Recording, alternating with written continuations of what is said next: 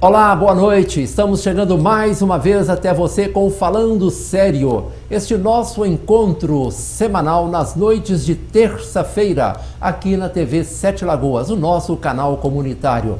A cada semana procuramos trazer pessoas e assuntos que possam agradar a você, que nos prestigia com a sua audiência. Hoje estou recebendo aqui uma pessoa que eu conheço há muitos anos e que atualmente é vereadora em primeiro mandato.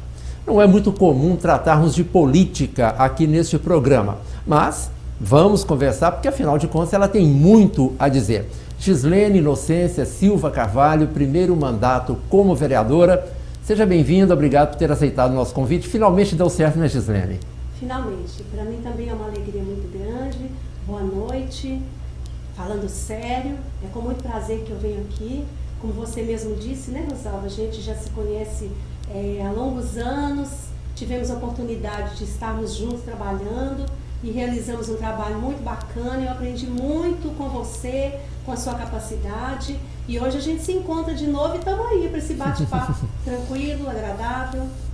Pois é, fomos colegas de trabalho no ramo da educação, né? Durante algum tempo trabalhamos na mesma escola, foi lá que eu conheci a Gislene e realmente percebi, né, a grande capacidade de trabalho dela, não só na questão da educação, mas ela como cidadã e que hoje está exercendo seu primeiro mandato de vereadora. Mas vamos falar um pouco de você, Gislene. Quem é Gislene Inocência Silva Carvalho, para quem não te conhece ainda?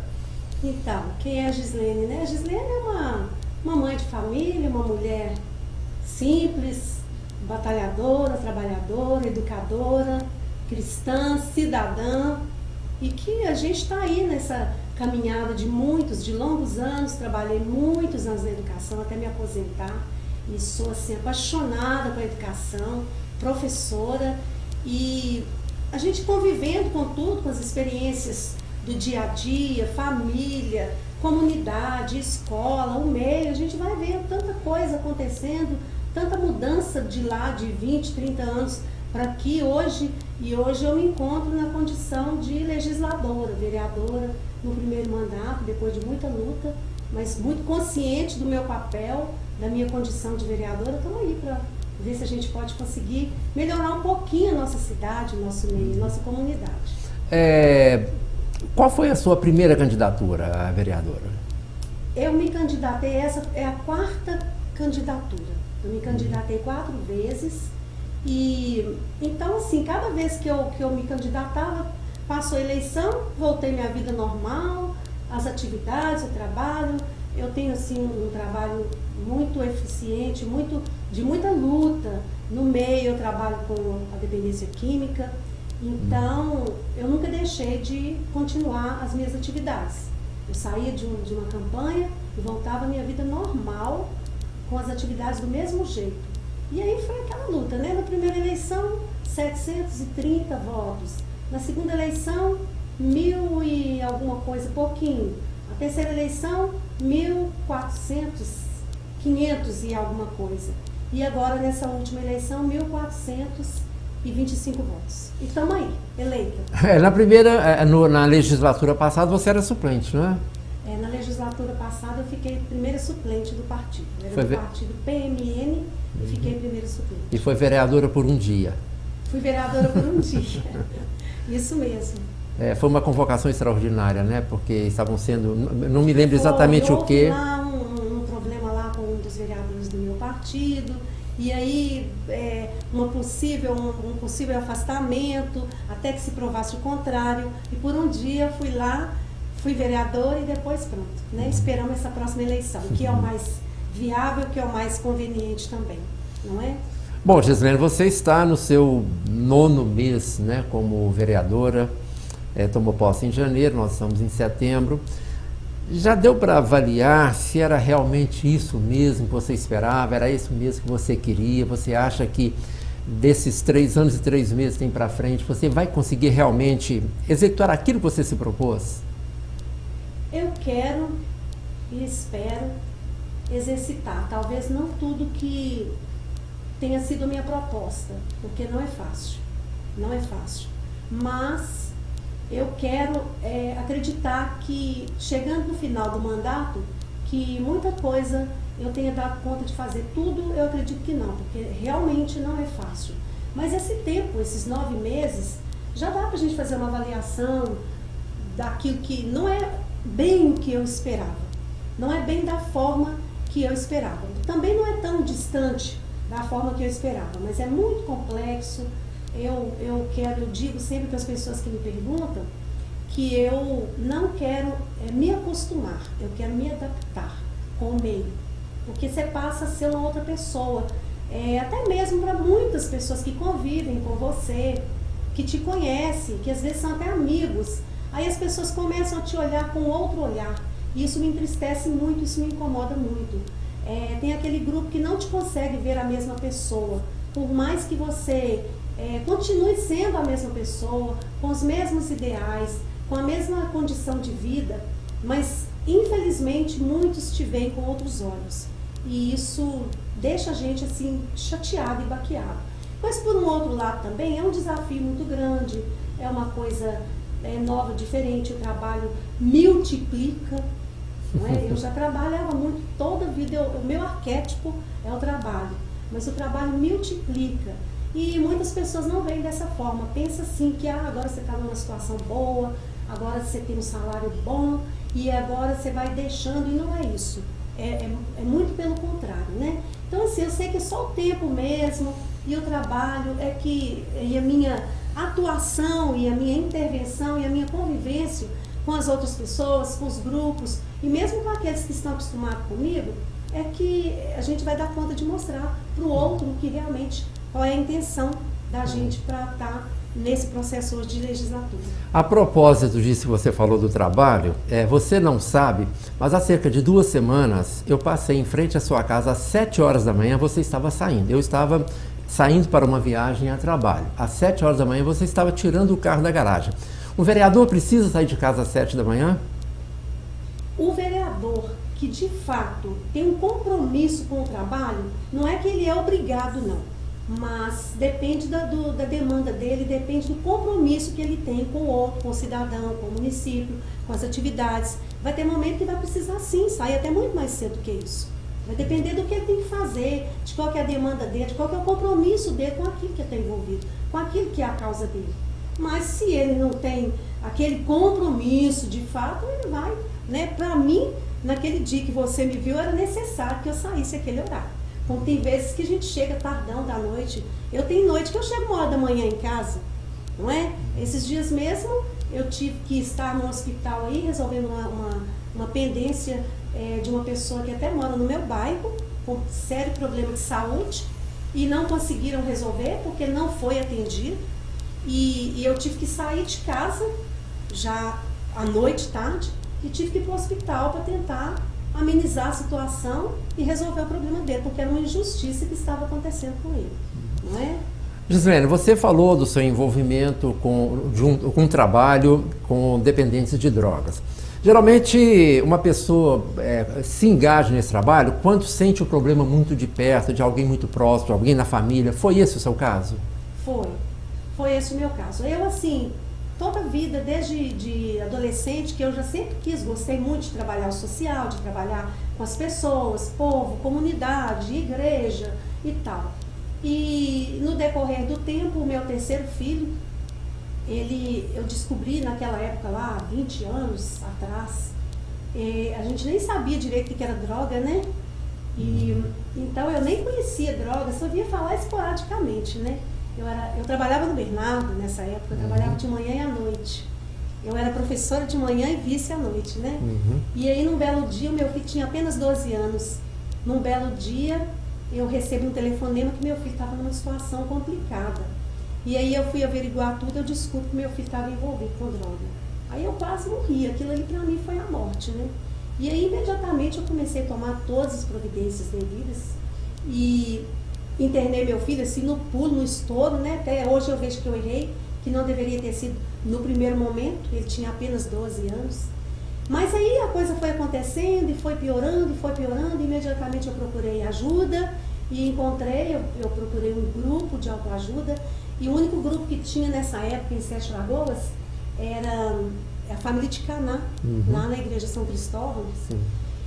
E até era o Milton Saraiva, que era o coordenador desse grupo. Eu frequentei esse grupo há muito tempo. E ali eu fui aprendendo, melhorando. E depois de uns 2 anos, aí eu comecei a perceber que na minha comunidade a situação minha era de muitos moradores, de muitas mães que sofriam como eu. E aí eu pensei, gente, vamos fazer um grupo desse na minha comunidade? E nós começamos por aí. Procurei o padre da época, que era o padre Anailton, e o padre me deu total apoio. Procurei algumas pessoas que também eram lideranças na comunidade, né? E me lembro meio de Andréia, de Ró, que era sargento, e a gente se uniu e a gente fundou um grupo ali. E ali nós começamos, foi até o Luiz Fernando, que era da família de Caná também, que foi nos ajudar. E nós começamos esse grupo. Hoje esse grupo tem 13, 14 anos. E eu comecei minha luta, né? Com a dependência química. Eu sou uma codependente. E meu filho, eu tive que internar meu filho 12 vezes. 12 vezes. Então, quando eu falo de dependência química, eu falo com muita propriedade, porque, e hoje, naquela época eu tinha muito medo, muita vergonha de falar, de contar, porque o preconceito é muito grande. Quem é mãe, quem é pai, que está nos ouvindo aí, que está nos assistindo, sabe disso. O preconceito é muito grande, a discriminação é muito grande, né? Existe uma discriminação ferrenha. Mas hoje eu só dei conta de me libertar a partir do momento que eu coloquei minha cara a tapa e comecei a mostrar isso mesmo, né? E eu faço parte desse grupo, eu faço parte desse meio, eu faço parte dessa dor, porque essa dor é minha, não é? Então hoje a gente dá conta de fazer um trabalho bacana aí com muitas e muitas e muitas famílias. E muitas famílias também já podem celebrar essa alegria de ver o filho. É uma doença incurável, né? Ela não tem cura, mas ela paralisa.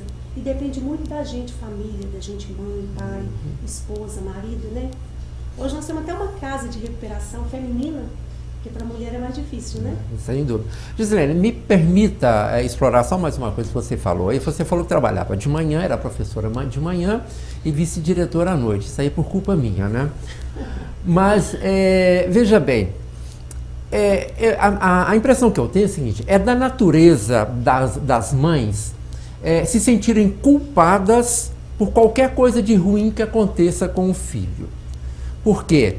A mãe é a proteção, é o arrimo, é o amparo do filho. E se qualquer coisa de diferente acontece, não, então onde eu falhei? E aí, no seu caso, houve esse sentimento de culpa, poxa, eu estou saindo 2 vezes por dia para trabalhar e por causa disso o meu filho foi para um caminho que eu não esperava? Houve isso em algum momento? No primeiro momento, até que enquanto eu não dei conta de entrar para um grupo, de participar desse grupo, de estar nesse grupo e entender, porque lá a gente trabalha o amor exigente. Então tem os 12 princípios, né, que vão estar dando para a família o entendimento do que é que acontece, por quê. Então eu me culpava muito. No princípio eu me culpava muito, a culpa é minha, né? Mas eu sempre fui muito rigorosa, muito exigente com os meus filhos. Mas por que a culpa é minha? Eu sempre acompanhei na escola, eu sempre, todas as noites ou às tardes, eu sentava com eles para fazer o dever, eu ia para a escola, eu acompanhava. Era o meu filho mais inteligente, era o meu filho mais carinhoso, todos são, mas assim, era aquele que mais tinha aquele vínculo comigo, né? Por que isso? Mas também a gente vai olhar a história atrás, tudo que acontecia. O pai, o meu marido, ele foi alcoólatra por muitos anos também, né? Mas não chegou no extremo como o meu filho chegou, não é? E o álcool é droga do mesmo jeito, sim. O álcool é a pior droga que tem, o álcool. Então, o que acontece? Eu me culpei por muito tempo. Mas depois que eu comecei a estudar, eu comecei a investigar tudo, estudar, ir aqui, ali, lá, todo lugar que tinha, que eu sabia que falava dessa questão, eu ia mesmo, porque era o meu filho que estava em jogo, não é? Então, depois que eu comecei a fazer mesmo o posicionamento com relação aos 12 princípios do amor exigente, aí tem um dos princípios, Rosalvo, se é o terceiro, que vai falar da culpa, o terceiro ou o quinto, vai falar da culpa, a culpa, e vai mostrar pra gente que a gente não tem culpa, ninguém é culpado, nem o próprio dependente é culpado. Pode existir na história erros, mas culpa, ninguém tem culpa. É uma doença, infelizmente, como eu falei, né? Então, assim, em algum momento, em algum vazio existencial da pessoa, ela busca o preenchimento com a droga. E depois, com o tempo, conversando com meu filho, que aí eu dei conta, né, de dialogar, ele foi contar como que tudo começou, no caminho da escola, foi um dia que ele saiu de casa chorando, né? E aí ele encontrou com alguém que falou para ele, você é bobo, não fica assim não, vamos. Né? E ele foi, experimentou a primeira maconha, e por aí a coisa foi crescendo. E ele foi dando resultado negativo na escola, a escola começou a me chamar, e eu não entendia o porquê daquilo. Um dia eu me lembro que foi logo nos dias que eu descobri, antes de ir para a escola, para o Bernardo à noite, eu dei ele R$5 e falei, vai ali naquela mercearia e compra R$5 de carne moída. E eu estava esperando ele voltar, né? Porque eu tinha que deixar a janta pronta para eles. E ele não voltou.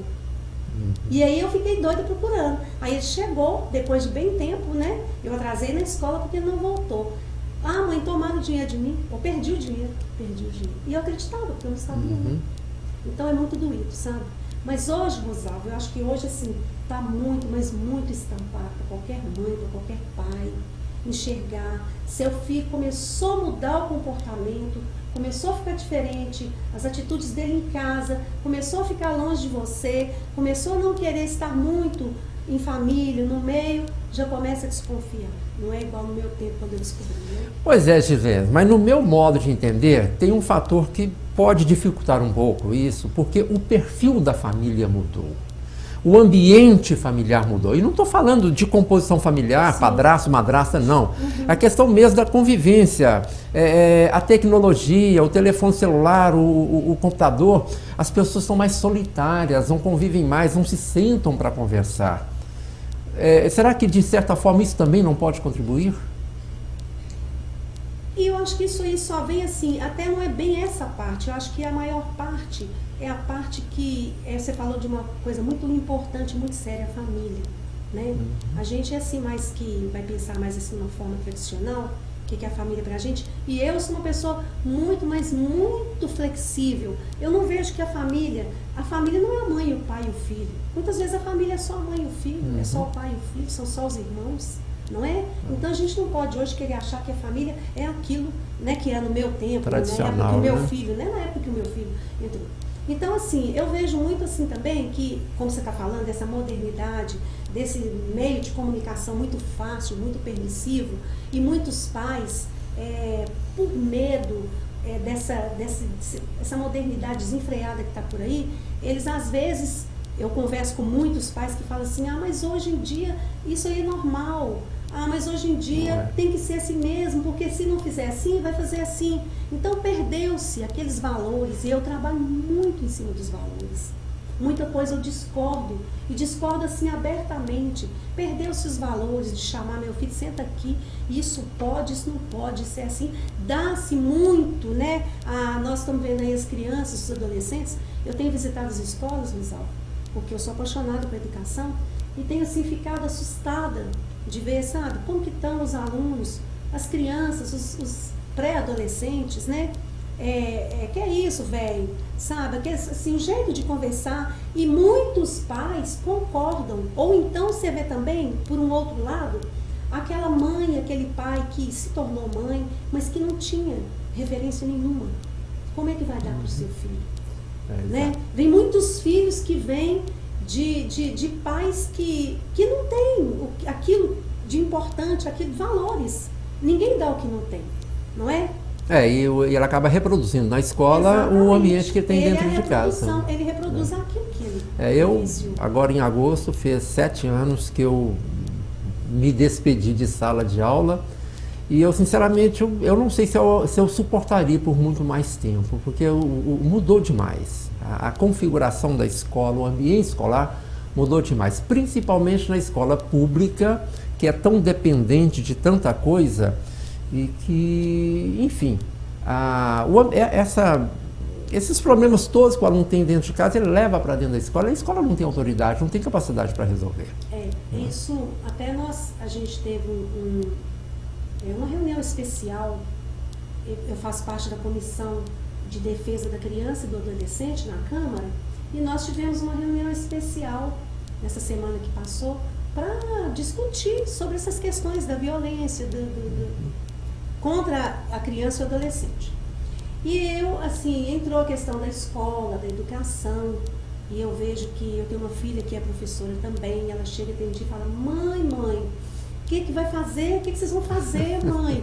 Como assim? Sabe? A gente não consegue mais nada. E ela me conta, estou morrendo de dó de tal aluna, mãe de 12 anos que está acontecendo isso, de tal aluno que já está assim. Ela chega na escola, mãe, contando as coisas horrorosas que acontecem lá na casa dela, que a mãe também usa droga, isso e aquilo e tal, né?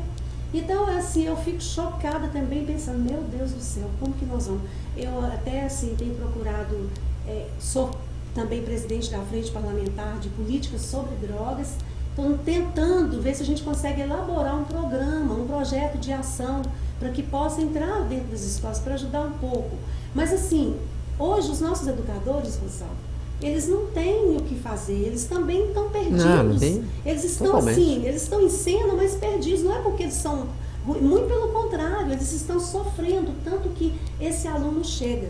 E esse aluno chega, não adianta o professor hoje querer achar que ele vai dar conta de dar um português, como a gente dava um português, dar uma matemática, uma história, né? A gente é professor de história, eu sou professor de história, uma história bacana. Mas no nosso tempo ainda, a gente ainda fazia um tanto de ações diferentes. A gente programava uma gincana, a gente programava uma saída da escola, enfim. Hoje o aluno chega, ele não quer saber da matemática, do português, da história, ele quer saber do cuidado, ele quer saber do abraço, ele quer saber o jeito de falar, né? Ele quer ser ouvido, sabe? Ele quer ser cuidado, ele quer ser abraçado, ele quer colocar a vida dele. Mas isso são valores familiares. Pois é, mas esse aluno que chega, que não tem um vínculo familiar, muitos deles não têm vínculo. Ele vai mais procurar com a na família. escola. Ele vai procurar na escola, na sala, no professor. E o professor, por sua vez, ele não dá conta, porque ele não tem 3 alunos. Ele tem 35, 40 alunos na sala de aula. Como é que ele faz? Às vezes nas bate-papos informais, até mesmo em reuniões, eu costumava dizer que a família terceirizou a educação para a escola. Educar é tarefa da família, não é da escola. A escola pode subsidiar, pode até contribuir, mas tarefa da escola é ensinar. Educar é tarefa da família.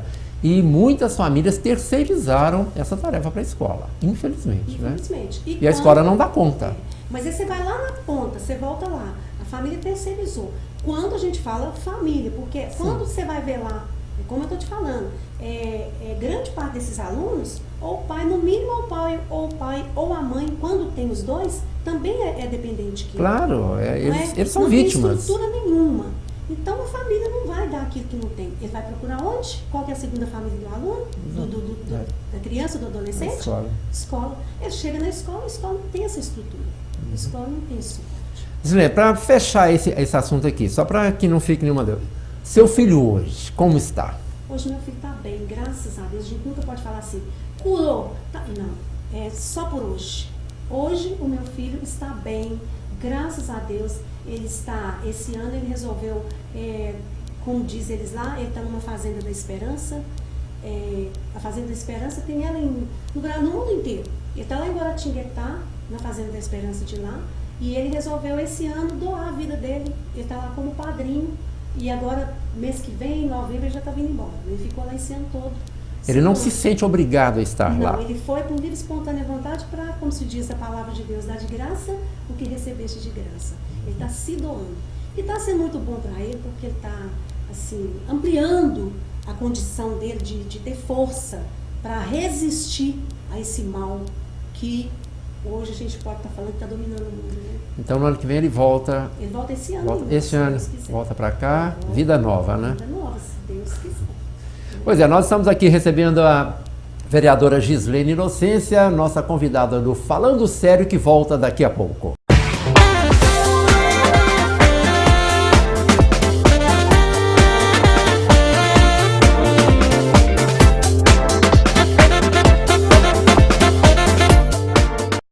Voltamos com Falando Sério. A nossa convidada de hoje, Gislene Inocência, vereadora em primeiro mandato. Gislene, vamos falar um pouco mais desse seu trabalho como vereadora. Para começar, foi esse seu engajamento com essa causa social que levou você a entrar na política partidária? Eu não vou falar em política, porque política a gente é o tempo todo, desde que nasce, né? Foi isso que levou você a, por exemplo, achar que como detentora de um cargo, você poderia fazer mais? Sim, foi isso. Conhecendo tantos e tantos problemas, dificuldades do povo, a convivência mesmo. Você vê que logo que eu me casei muito nova, eu já comecei, como eu te disse, lá na minha adolescência, eu já gostava muito dessa lida, né? Muita gente fala, você tinha que ter feito serviço social, mas não, tinha que ter sido, era professora mesmo. E aí, eu também, meus pais me criaram na igreja, e aí eu comecei a conhecer a Renovação Carismática Católica, que é um movimento da Igreja Católica, e já de muitos anos. E aí eu, convivendo na Renovação, surgiu a Secretaria Marta. Você lembra aquela vez lá no muro de casa que apareceu aquele episódio lá, e aquela repercussão toda que teve? Bom, então né? fala para quem não sabe. Foi naquele tempo. Então, eu era coordenadora da Secretaria Marta. E a Secretaria Marta era um movimento de ação social da Renovação. Era aquele movimento que acolhia as famílias, que abraçava. Naquela época ainda, Sete Lagoas ainda tinha muita fome, né? Tinha muitas pessoas que dependiam de cesta básica, dessas coisas todas. E o trabalho da Renovação, o trabalho da Secretaria Marta, que era um vínculo da Renovação, era esse mesmo, de estar acolhendo a família, cuidando da família na questão social. E aí, depois de alguns anos, aí aparece esse episódio que eu estou contando para você, que você lembra que você foi lá, né? Que eu recebia muitas famílias na minha casa, no alpendre da minha casa. E um belo dia teve um congresso nacional da Renovação. Ele aconteceu aqui e ainda era lá na Praça de Esportes, lá naquele centro esportivo que tinha lá. E vieram pessoas de outra cidade, de longe, de Nanuque, e foram acolhidas na minha casa, porque naquela época era assim que funcionava, vinham de fora e a gente que era da Renovação acolhia. E aí, numa bela noite, essa pessoa que eu acolhi na minha casa, ela era coordenadora da Renovação lá em Nanuque, e ela conseguiu enxergar uma imagenzinha lá no muro da minha casa, e essa imagem foi na parte interna do muro, né? Era um mofo, na verdade, mas de fato era a face de Cristo. E era muito difícil o que é isso no mofo, né? E esse negócio ficou só entre a gente, mas aquilo foi criando um tumulto e foi repercutindo, e a cidade inteira, e outras cidades, e televisão, e vieram de fora e filmaram, e aquilo criou-se, foram o quê? Uns 18 dias de pânico. Eu estive lá, até gravei lá, realmente. E realmente eu dou um testemunho aqui. A gente via claramente, né? Uma face que é muito próxima da imagem que a gente tem de Cristo hoje, né? Sim, né? Então isso aí teve uma repercussão muito grande. E aí todo mundo vai fazer um estudo do que é, né? Eu procurei o bispo, né? E o bispo era Dom José, ele falou comigo assim, olha, quieta, calma, né? Não vamos alarmar, a igreja ela é muito prudente, muito séria, ela não pode dar um parecer assim do nada. Qualquer coisa que chegue, que tenha a ver com a fé, com a religiosidade, a igreja tem que fazer um estudo muito profundo, né? E eu obedeci à voz da igreja, né? A obediência. Obedeci o que o meu bispo me falou. E aí foram também alguns padres lá, e olharam, e aí eu lembro que tinha um padre que ia mais bem à noite, bem tarde, para não trazer assim uma resposta que o povo queria, né? E foram muitas pessoas. Tinham pessoas que tiravam o doente do hospital para levar lá. Não, foram muitas coisas que aconteceram. É uma coisa que a gente nunca esquece. E aí alguns explicavam, porque você recolhe o povo todo aqui na sua casa. Chegava no final de ano, a gente fazia o trabalho todo para adquirir cesta básica, para adquirir alimento para dar às famílias, porque tinha fome mesmo. E eu me lembro que o meu alpendre, tem uma área vasta, ficava lotado de cesta básica. E a gente fazia um movimento lá na Igreja Rainha da Paz mesmo, lá no pátio, que é muito grande, outra hora na rua, né? E partindo disso aí, você vai convivendo com o povo, com as comunidades. Não era só o bairro onde eu moro, mas eram vários outros bairros que eram trabalho para a cidade inteira, né? E aí, partindo daí, você vai vendo que você faz é tão pouco e que as pessoas precisam de tanto, tanto, tanto mais e que a sua condição ali, aquele mesinho ali é tão pouco e você vai querendo buscar mais. O que mais que eu posso fazer? Então foi daí que partiu assim a minha vontade de estar ingressando, de entrar no meio para ver se pelo menos um recurso, pelo menos se eu tinha uma condição maior de defender a causa do povo, né? Da dor de cada um, do sofrimento, mas que é um bem que não é um bem individualizado, é um bem coletivo, é um bem comunitário. Pois é, Gislene, e veja bem, e para você, como é isso, diferenciar esse trabalho que você fez a vida inteira e não agora como vereadora, daquele assistencialismo que é tão comum no nosso meio? Pois é, então, hoje eu vejo que a gente nem pode, porque naquela época foi uma época totalmente diferente da de hoje. Não que hoje nós estamos vivendo um momento de crise assim intensa, mas hoje já não é mais como aquele tempo. Hoje eu vejo que nós realmente não podemos trabalhar no processo de assistencialismo. E a política em si, ela faz isso. Porque o político em si, eu não estou falando de nós políticos aqui, a começar de mim, mas isso já é uma cultura. E é muito difícil de mostrar para as pessoas isso. Portanto que muitas pessoas procuram a gente pensando que agora a gente, né, igual eu te falei, pensando que o vereador é obrigado a dar a cesta básica, ele é vereador, ele tem que dar, ele é obrigado a pagar o exame, ele é obrigado a resolver isso. E não é bem assim. O que eu faço, eu não faço porque eu sou vereadora, eu faço porque eu já fazia. Eu faço por amor mesmo à vida, porque eu sei que muitas das pessoas que às vezes procuram e te pedem aquilo porque ela de fato precisa daquilo, porque eu também já precisei. Eu sei que é muito triste. Na época em que o meu marido adoeceu, você lembra também, né, que ele teve o câncer, eu passei por um tempo de perrengue mesmo, que eu precisei ganhar a cesta básica. Eu precisei ganhar. E nessa época da Secretaria Marta, que a gente ia nas casas para fazer a sindicância, e eu cheguei numa casa que tinha um carro na garagem, uma casa boa, e aí, mas as pessoas no fundo da casa naquele momento estavam precisando, porque o casal estava doente. E eu me lembro que eu fui muito criticada porque eu pedi a cesta, o grupo, né, da igreja precisava levar a cesta lá, mas aquela casa tem um carro na garagem, aquela casa não precisa. Mas você entrou lá dentro e viu, aí eu me lembrei de mim, porque eu passei por isso. Eu tinha um carro na garagem, eu tinha uma casa, mas lá dentro da casa eu sabia o que estava acontecendo, não é?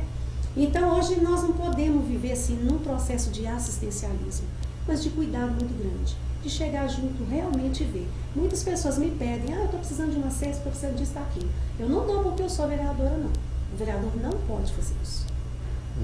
Eu dou pela pessoa que eu sou, porque eu sou cristã, porque eu sou cidadã e porque eu sou também uma pessoa que sabe o que aquela pessoa que está precisando passa, porque eu passei por isso, né? Então, assistencialismo, e infelizmente a gente sabe que tem muitos políticos, não estou falando dos daqui, eu estou falando de um modo geral, que fazem isso o tempo todo, porque é o preço do voto. E é o caminho mais curto para o voto, né? Mais fácil, né? E infelizmente é isso, virou um toma lá da cá, um grande balcão de negociação, né? Agora, eu ainda sou daqueles que acreditam na utopia de que, da utopia da revolução pelo voto. Eu não sei qual geração brasileira vai assistir a isto, mas eu não vejo outra alternativa. Um caminho é o judiciário, mas o judiciário é um caminho muito lento. Nós estamos vendo aí hoje no Brasil, né? Agora, a revolução pelo voto é imediata, é ano que vem. Em outubro do ano que vem, pode-se fazer uma grande revolução nesse país pelo voto. Agora, eu não sei até que ponto o eleitor brasileiro vai ser influenciado por tudo isso que está acontecendo aqui agora, né? E assim, eu vejo assim que o eleitor tem que ser mais participativo, tem que acompanhar mais, tem que olhar mais de perto, realmente, o que aquela pessoa que se elegeu está fazendo, como é que tem sido o trabalho dela. Ou não está fazendo, né? Ou não está fazendo. Antes de votar, procura saber de fato de onde vem, qual que é a origem do candidato, quem é ele realmente, qual que é a postura dele, quais que são os ideais, não só pelo discurso, porque o discurso é muito bonito, mas a gente vai saber, na prática, quem é quem, não é? É na prática que você vai saber quem é quem.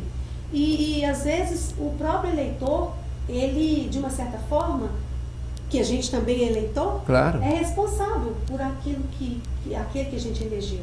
Porque você elege, e eu vou falar mais uma vez, o cuidado de não eleger porque te favoreceu nisso ou naquilo. Eleger por um bem coletivo, por um bem comum, por um bem de todos, e não por um bem de um vínculo particular. E tem aquela pergunta que é muito comum, né? Você se lembra em qual candidato a deputado você votou na última eleição? Vai ficar num cargo só. A maioria não se lembra. Então, se não se lembra, é porque não deu ao voto a devida importância. Sim, é né? verdade. Bom, hoje nós temos um legislativo em Sete Lagoas que parece, até agora, parece que está caminhando bem. Houve, em legislaturas passadas, muitas críticas com relação à qualidade do trabalho, inclusive uma pendência judicial que ainda está aí envolvendo valores de empréstimos consignados. Não vamos entrar nesse mérito aqui, mas no que diz respeito à qualidade do trabalho, porque a função básica do vereador propor e votar leis, fiscalizar o executivo, por exemplo. Você acha que essa Câmara hoje está realmente capacitada a fazer um bom trabalho que possa realmente atender a expectativa do Sete Lagoano? Rosalvo, eu ainda estou vamos dizer que é uma Maria de primeira viagem, né? Estou começando, também no principinho de tudo, e eu tenho procurado me policiar muito, procurado estar mais na observação de tudo, para eu aprender, para eu não fazer alguma coisa que possa ter um prejuízo, às vezes até um prejuízo eu inocente. Então, eu vejo, no meu ponto de vista, ainda como pessoa que está procurando conhecer, saber de todo aquilo que é o meu dever, que é o meu direito, que eu posso, que eu não posso, que eu devo, que eu não devo. Mas, de um modo geral, nós estamos caminhando. Eu tenho visto que estamos caminhando. Nós temos, o prefeito, a gente está trabalhando junto, todo mundo está com ele, está na base, somos da base. O prefeito tem realmente tentado desenvolver um trabalho bom no município, ele está muito empenhado, com muita vontade de fazer o melhor. E os vereadores também. Nesse momento aqui, de uma forma geral, de um modo geral, que eu vou estar falando, a gente tem caminhado para isso, para estar junto, porque eu acho que o executivo, junto com o legislativo, e se tiver em comunhão de ideias, e que essas ideias e que essa comunhão seja para um bem maior, muitas vezes vão haver muitas críticas, porque às vezes quem está do lado de fora, hoje eu posso falar porque eu estou do lado de dentro e do lado de fora. Enquanto eu estava só do lado de fora, eu tinha uma visão. Hoje eu estou do lado de dentro também. Então, algumas coisas eu preciso de falar que não, que precisa ser dessa forma. Porque eu estou lá e eu estou vendo a forma legal. E a legalidade nem sempre é como a gente quer ou como a gente pensa, quem está do lado de fora, né? Então, o empenho tem sido favorável. Eu quero acreditar e esperar que a gente possa continuar realmente para que essa Câmara atual possa fazer um trabalho diferenciado que venha favorecer o que o nosso município precisa. Bom, eu vou ser obrigado a tocar em assuntos que podem não ser muito agradáveis. Uma coisa que causou muita polêmica na cidade foi a decisão da Câmara, da mesa diretora da Câmara, em alugar, eu ouvi falar 37 veículos, não sei se são exatamente 37, senão 2 para cada gabinete vereador. Isso causou muita polêmica na cidade. E aí vem aquela questão que você falou, né? O olhar de fora e o olhar de dentro, né? Eu, como cidadão, tenho o olhar de fora. Poxa, mas para que cada gabinete precisa de 2 veículos? Agora você tem a visão de dentro. Então, explica isto. E eu também sou muito sincera e muito transparente. Então, é o seguinte, é uma forma, porque eu até acho, e é muito bom mesmo que tenham grupos que vão lá para dentro, que fiscalizem, que vejam tudo que está acontecendo. Acho que foram tantas coisas acontecidas, passadas, que, enfim, a cidade vai acordando e vai percebendo que é preciso isso aí. Então foi uma forma interna de fazer um planejamento para que não haja aquele que gaste mais, aquele que gaste menos, aquele que faça de uma forma indevida. Uma forma mais, vamos falar assim, que é uma forma mais legalizada, uma forma mais fundamentada, né, e padronizada de lidar com tudo. A questão dos 2 carros, a princípio foi colocado, todo mundo, eu particularmente, quando vi 2 carros, pensei, meu Deus do céu, eu já tinha pegado os 2 carros, o que eu vou arrumar? Para mim, não estou falando dos outros, cada um tem sua demanda de trabalho. E 2 vereadores não quiseram 2 carros, né? E depois eu também peguei os 2 carros e fiquei batutando, nossa, mas o que eu vou arrumar com 2 carros? Não precisa, não é porque não tem trabalho, né? Porque outros que ficaram com 2, de repente usam os 2, não estou colocando isso aqui em questionamento, estou colocando a minha posição. E aí eu devolvi um carro, sabe? Falei, não, um carro vai ser o suficiente, a gente dá conta de fazer o trabalho que precisa com o carro. Então hoje, 3 vereadores trabalham com um carro e os demais trabalham com 2 carros. Mas cada um tem sua demanda, cada um tem sua maneira de lidar com isso e de fazer seu trabalho, né? Mas foi uma coisa bem interna, mas assim, foi muito bacana isso, sabe, Rosal? Porque às vezes você tem aquela verba ali e cada um vai trabalhar com ela de uma forma. E aí um grupo entende, outro grupo não entende, mas fez isso, não devia. Quem está com aquilo nas mãos é que sabe o que está fazendo.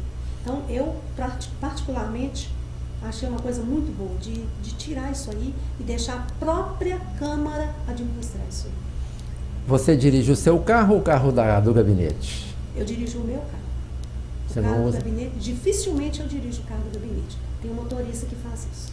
Aí quando precisa de estar os 2 carros em cena, o do gabinete vai fazer o trabalho mais, que é aquele que é mais assíduo, e às vezes, muitas vezes eu pego o meu e faço com o meu mesmo. Mas isso não me custa, não tem problema nenhum. Outra coisa que é muito comum, um cidadão comum pegar, é muito fácil você hoje nos portais de transparências, verificar quanto se gastou em combustíveis, transforma isso em quilômetros rodados e verifica que em um mês dá para dar uma volta em torno da Terra, né? Como que você vê isso, essa cobrança, de poxa, mas precisa, um carro de um vereador precisa andar tanto? Eu vou responder por mim, tá? Assim, depende, sabe? Depende. Depende do que você está fazendo. Depende que eu falo por mim mesma e eu quero deixar bem claro aqui que até o final desse mandato, com a graça de Deus, eu quero fazer um trabalho totalmente transparente para qualquer cidadão, qualquer grupo, qualquer movimento, fiscalizar na íntegra tudo que eu estou fazendo, que eu estou gastando. Em hipótese nenhuma, nesses 9 meses, eu coloquei gasolina em carro meu. Eu coloco o meu, o que é meu, o que é da Câmara é da Câmara, o que é do trabalho é do trabalho. Então, assim, às vezes, dependendo do que o vereador tem que fazer, ele realmente anda muito. Se precisa gastar essa quantidade aí, eu não sei. Mas às vezes ele realmente anda muito. Às vezes ele vai no mesmo lugar 2, 3 vezes no dia, não é porque ele foi de qualquer jeito, porque ele quis, não. Porque às vezes a demanda do serviço é essa, sabe? Às vezes vai por aí por perto. Enfim, dependendo do que o vereador vai fazer, ele realmente gasta muito. Você tem consciência de que os quilômetros que o carro que está à disposição do seu gabinete, esses quilômetros que eles percorrem, são absolutamente necessários, estão a serviço do povo? Eu tenho consciência do que eu faço, é isso mesmo, absolutamente. É em prol do povo. Acredito que os demais também fazem isso em prol do povo. Mas aqui... E o tão esperado prédio próprio da Câmara Municipal de Sete Lagoas, um projeto arquitetônico que deu tanto problema, deu tanto falatório que até hoje ninguém sabe se teve erro ou não. Afinal de contas, onde está a verdade? Na verdade, agora há pouco tempo nós tivemos lá, todos os vereadores, quase todos, né? Mas fomos para olhar de novo, as obras voltaram e houve sim algumas coisas que foram feitas lá. Eu não entendo muito bem dessa área não, tá? De obra, assim, não. Mas eu sei que houve sim alguns erros, algumas coisas que não podiam ter sido feitas e foi feito. E agora, então, né, já tem lá uma equipe que está fazendo todas as correções e o presidente está muito empenhado, o prefeito também, para que ver se a gente já vai para lá no início do ano que vem, se Deus quiser. Existe essa possibilidade, não, então? Não, já estão mexendo lá. Existe não, vai realmente acontecer mesmo. Pois é, outra hora. Que bom, finalmente, né? Até porque é muito caro, né? Você alugar, por exemplo, aqueles andares todos, um prédio no centro da cidade, né? Bom, outra construção que há muitos anos gera muito problema na cidade é o hospital regional, que ninguém sabe se um dia vai ser hospital. Eu sei que não é competência da Câmara Municipal, porque aquilo ali é uma obra do governo do Estado, mas atinge diretamente o cidadão de Sete Lagoas, e o vereador é cobrado também, né, Gislene? Com certeza, mas muito cobrado, né? Todo mundo, onde você vai, pergunta, e o hospital? Tão pertinho da sua casa, né? Como é que vai ser? Você não vai dizer nada para esse hospital, não? Meu vizinho, né? E aí, esses dias mesmo, eu sentei com o Leone e com o Duílio, né, o prefeito e o vice-prefeito, para a gente conversar, e perguntei, aproveitei a oportunidade. Me responde aqui direitinho, né? Vamos ver isso aqui, para a gente dar conta de estar explicando para as pessoas. Mas o que acontece, Rosário? Aquele hospital é uma obra estadual, né? E o município tem uma contrapartida muito pequena, assim, diante, né? Do tamanho da obra. E aí, o nosso Estado está quebrado. Então, o Estado paralisou tudo. Se o Estado não propuser, e aí nós precisamos da intervenção dos nossos deputados. E se o Estado não propuser a, de fato, realmente recomeçar a obra, o município não tem o que fazer. Não existe, o município não tem condição para bancar uma obra dessa, né? Então a gente está aguardando, já tem especulações, estamos correndo atrás para ver de que forma que a gente vai conseguir. Certo é que vai voltar.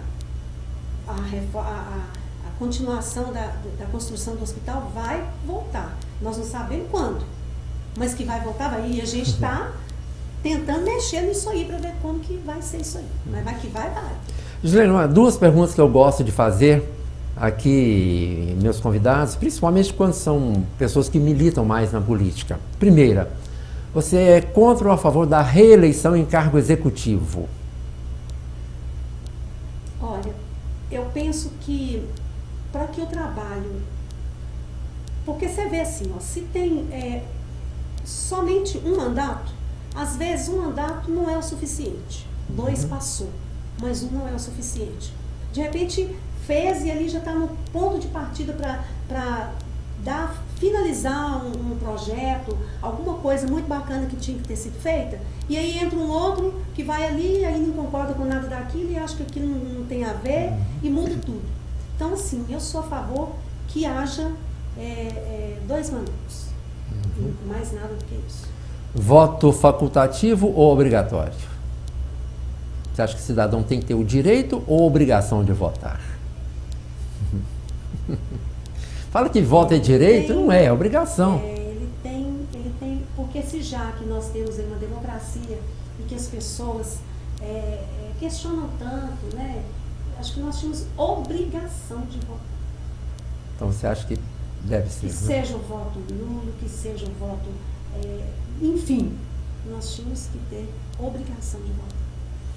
Eu sei que é muito cedo ainda, você nem completou o primeiro mandato, mas diante disso tudo que nós conversamos aqui, faz parte do seu projeto como cidadã, como hoje detentor de um cargo público, tentar mais um mandato para, quem sabe, fazer mais e fazer melhor do que você tem feito hoje? Se fosse para eu, Rosalvo, escolher hoje, se fosse para eu falar hoje, eu ia falar que não, sabe? Ainda porque eu estou ainda naquela fase difícil, tão indo. Mas eu acho que, como você mesmo disse, ainda está um pouco cedo, então eu prefiro esperar o tempo passar, um pouco mais de tempo, mas assim, sem pensar em nada disso, de uma forma assim, ó, nua e crua respondendo, acho que precisava, sabe? De uma forma sem pensar em nada, sem sentir nada, precisava sim, porque como eu estou te falando, de repente você começa uma coisa e de repente pronto, acabou. Às vezes 4 anos é pouco tempo, né? Dependendo do projeto que você tem para realizar. Gislene, infelizmente nosso tempo terminou. Foi bom ter você aqui, é a primeira vez, né, que eu tenho você como convidada no programa, nós que profissionalmente já atuamos juntos durante muito tempo. E a porta está aberta quando sentir que há alguma coisa importante para falar para a população de Sete Lagoas. Esteja à vontade para se convidar a voltar aqui. Tá bom, te agradeço muito, fiquei muito feliz, né, de ter essa oportunidade de estar aqui, de falar com a população, né, para também a população de Sete Lagoas me ouvir. E é isso aí, sabe, gente? Eu sou uma pessoa, Rosalvo, você já me conhece, sabe, muito simples, né? Comigo não tem assim, muitas enfeite, não, eu sou aquilo que sou mesmo, estou à disposição, pronta, nem tudo é lógico, que nem tudo eu vou dar conta, claro que não, mas tudo que eu puder, que eu ver que está dentro daquilo que é possível e que é a minha obrigação, né? Porque tem coisas que é da obrigação, que é do dever mesmo do vereador. Eu vou estar aí lutando, correndo atrás. Às vezes o povo não vai ver muito eu aparecendo muito não, porque se tem uma coisa que eu tenho dificuldade, é da mídia, de estar me colocando, de estar aparecendo, de estar divulgando. Então, a vida eu sempre trabalhei muito, mas assim, né? Então eu tenho essa dificuldade mesmo, mas eu estou aí, podem me procurar lá na Câmara, estou lá no 4º andar, estou à disposição de Sete Lagoas, de todo cidadão de Sete Lagoas. Tá? Muito obrigada pela oportunidade. Gislene Inocência Silva Carvalho, vereadora em primeiro mandato, nossa convidada de hoje no Falando Sério, que volta na próxima semana. Até lá.